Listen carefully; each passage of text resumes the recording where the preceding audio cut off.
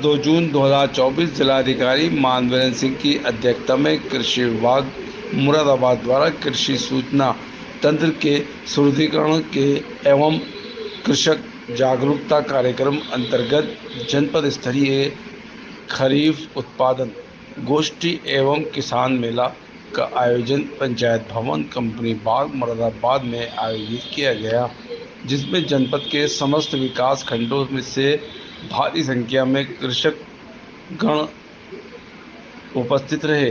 जिलाधिकारी द्वारा दीप प्रज्वलित कर एवं सरस्वती वंदना के चरणों में पुष्पांजलि अर्पित किया गया।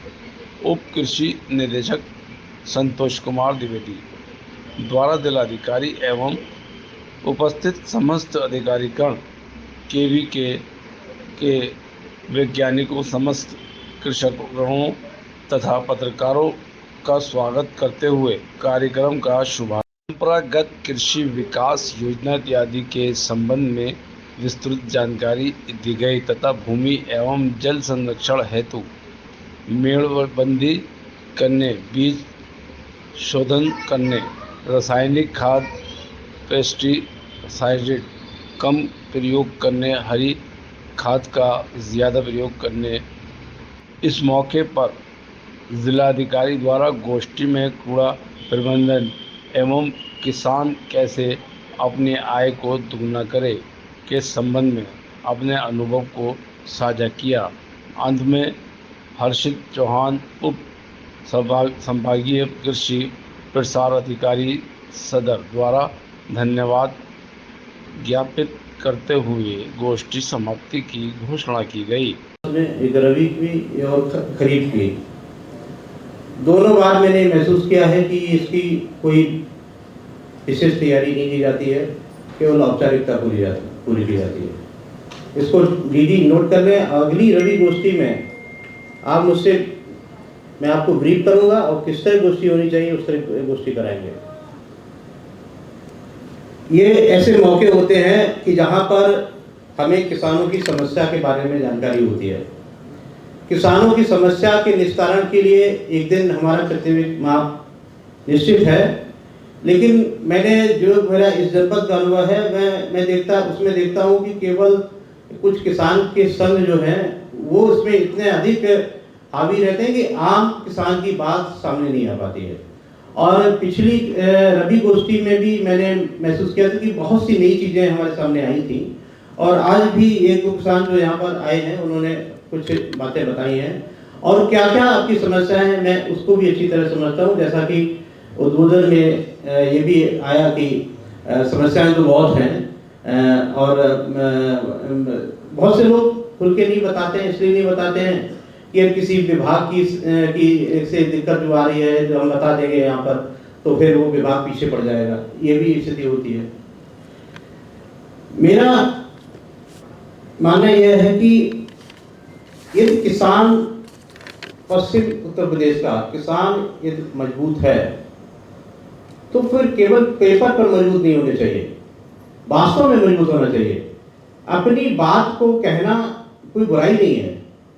और फिर कभी भी मुझे लगता है कि कुछ अंदर चोर जैसा बैठा होता है जिसकी वजह से व्यक्ति अपनी बात नहीं कहता है।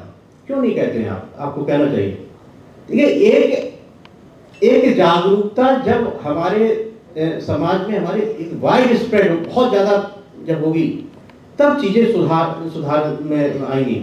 मैं उदाहरण में बताता हूँ कि मैंने यहाँ पर आया तो मैंने देखा कि हर दूसरे तीसरे दिन एक नगर निगम की गाड़ी आती थी हमारे यहाँ और वहाँ से सब कूड़ा करकट भर के और लेके जाती थी।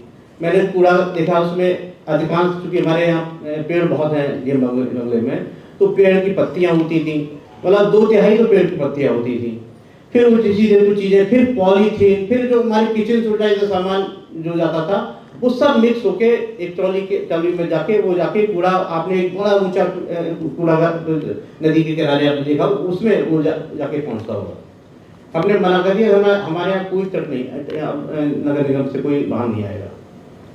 जितनी भी पत्तियां इकट्ठी होती है मैंने पेड़ों के आसपास किनारे पानी लगाने के लिए जो क्या बोलते हैं उसको मैंने खुदवा दिया और उसी में पत्तियां जलवाता हूँ। पत्तियां धीरे धीरे सड़ती रहती हैं, उसी में खाद का रूप ग्रहण करती रहती है।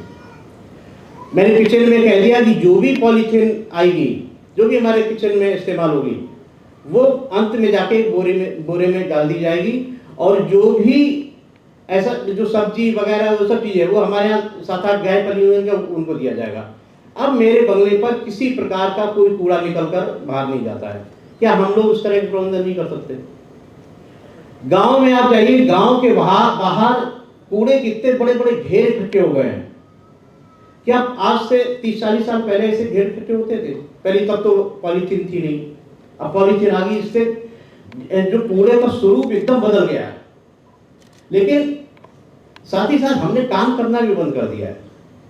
सरकार के प्रति इतनी निर्भरता कि सरकार हमको शाम रात में सुला दे, बिजली उपलब्ध करा दे, एसी की व्यवस्था भी हमारी हो जाए, खेती इतनी पैदावार बढ़ जाए कि हम साहब एसी भी लगा लें, हम आराम से सोते हैं। ये संभव नहीं सब चीजें।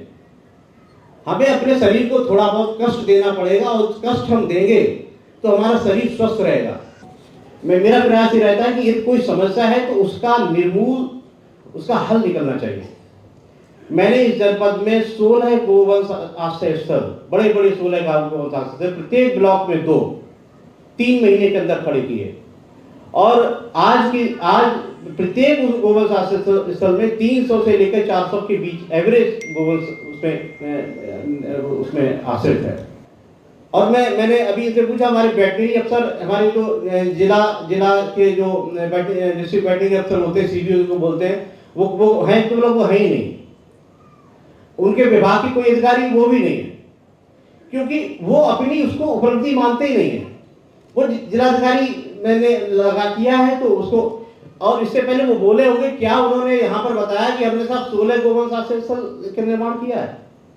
हम जो काम करते हैं कम से कम उसका व्यापक प्रचार प्रसार भी तो होना चाहिए, कि हम बड़ी ट्रेडिशनल तरीके से एक निपटाते रहते हैं कि कृषि गोष्ठी करनी है तो उसको निपटा दें।